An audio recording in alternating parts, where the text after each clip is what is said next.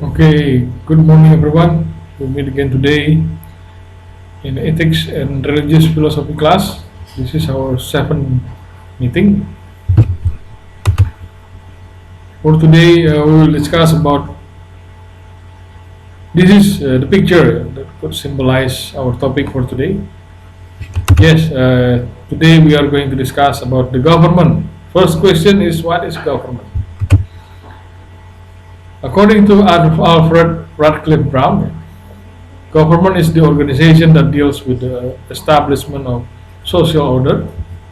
There is a territory, and there is also organized exercise of coercive authority.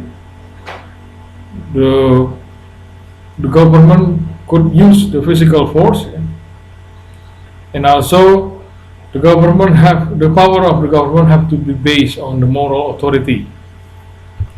So, if the government wants the citizen to obey them, they need to have moral legitimacy, and it will make them moral authority. This is Alfred Radcliffe Brown caricature with the primitive people. I think.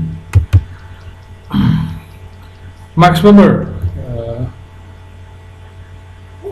he is one of the philosophers that mostly known as the writer of the book, philosophical book of Protestant Ethics and the Spirit of Capitalism. And according to him, a state is a human community that successfully claims the monopoly of the physical force.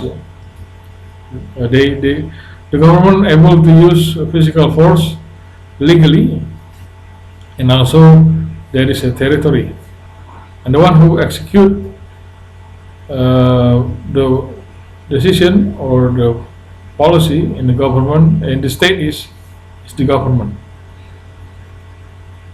The government is the one who also given the coercive power by the people.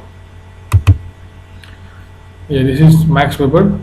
Government is an institution that holds a monopoly on the legitimate use of violence. What is the role of government? The role. So I think this picture symbolizes what should be provided by the government. Shovel and helmet also symbolize jobs or housing, I think. And the cross symbolize health. A microscope and book symbolize science and education. Bat symbolize security. A cook hat symbolize food, I think. Who rules in the government? According to Max Weber, there are two models of government, which based on the responsibility for political outcomes. First is hierarchical. The responsibility for political outcomes in these models of government lies in the hands of one person, one man, which stay or stand in the top of the chain of authority, just like this picture. The one who stand in the top of pyramid is the one who responsible for any decision of the government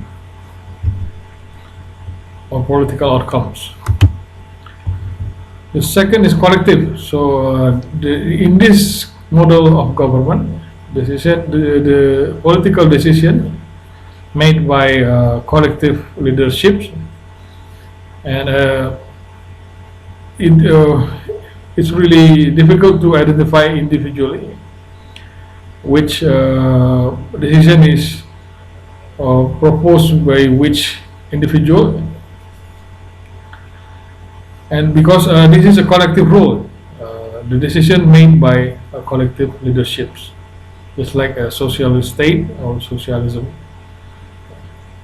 They have like a collective leadership which call national council or people council or congress, something like that. That is the board or the institution that made every decision in the in the country, and the president and prime minister only the one who execute the decision that already have been made. This is the picture that could symbolize collective government. Next is according to Hans Gildenheim, the role of the state based on four ideologies. There are four major ideologies in the world. First is laissez-faire capitalism. Second is socialism, and third is social welfare state. And last is economic welfare state. According to the laissez-faire capitalism,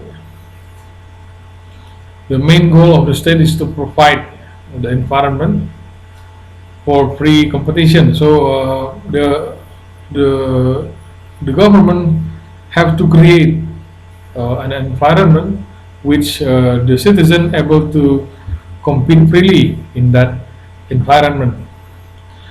However, the government still protects the citizen by the courts of law, and government also protects individual private property, and also from aggression from a foreign country, protects the border of the country. This is the picture: capitalism, free market, and rational market theories. Laissez-faire, free fight competition. Number two is socialism. In this government, under this government, there is no private property, because this government does not acknowledge any kind of private ownerships, and there is no free enterprise, because all enterprise are state enterprise. All citizen, all adult citizen have to work for the country, and the socialist government regulates the redistribution of income and social benefits, and they also provide free healthcare, social grants, pensions, and free education. So the citizen do not have to pay to get the education. And the state also plays a role in controlling markets. They control the market price and the distribution of income, and they are also providing welfare services for all citizens. Just like a socialist country, there is no private ownership, and the people could get free education, free healthcare, social grants, pension, housing, and they have to work for the government. This is the caricature. A socialism system in which the means of production are owned by the state and there is no private property. And there is an 11th object to that definition. No way, it's when everyone has health care, he said like that. The third is social welfare state ideology. This is almost the same with socialism. However, the government still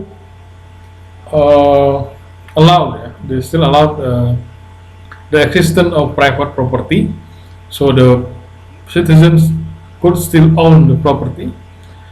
And the government role is to ensure a minimum standard of a good quality of life for all citizens, and they provide cheap education, pensions, medical care, housing, and protection against job or business loss.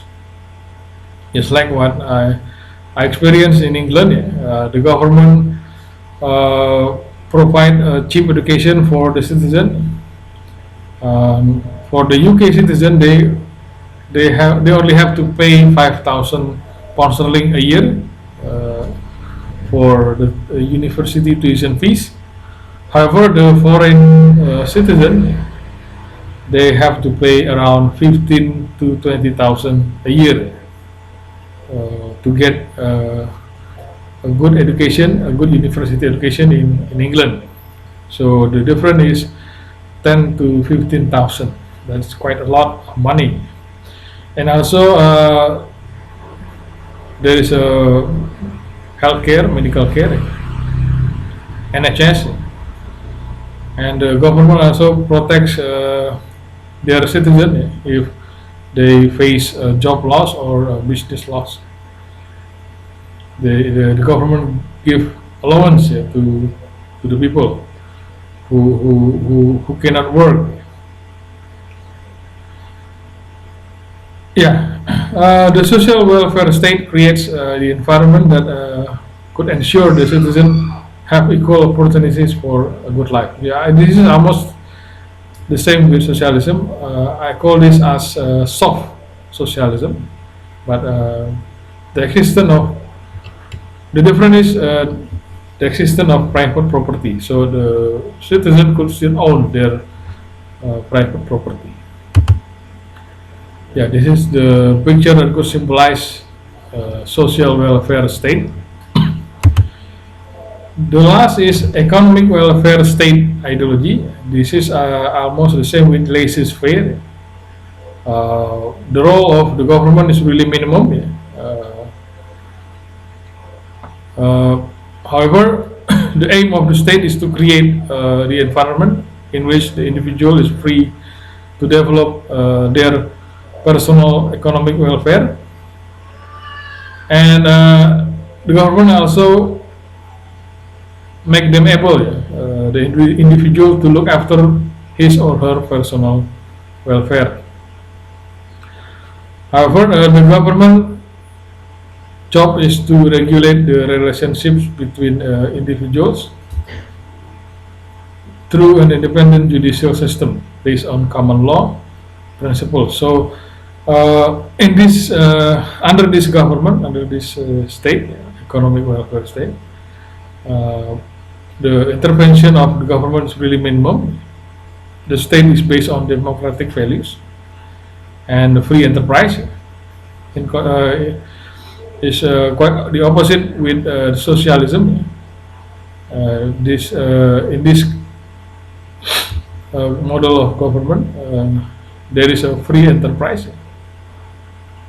private enterprise, and however the job of the government is to regulate the relation between the citizen, through the independent judicial systems, or the interaction of the citizen have to be based on the common law. They are able to develop their personal economic welfare. However, they have to be based on the common law. Okay, this is the picture that could symbolize economic welfare state. Last question: how to determine the success of a government?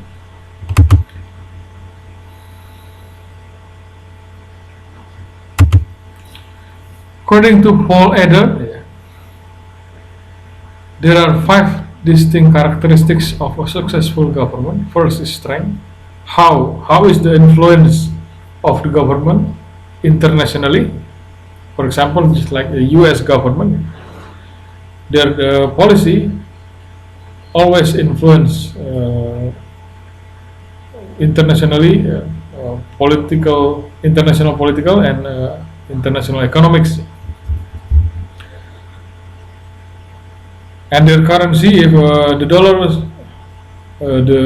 dollar index has is fallen, it will influence many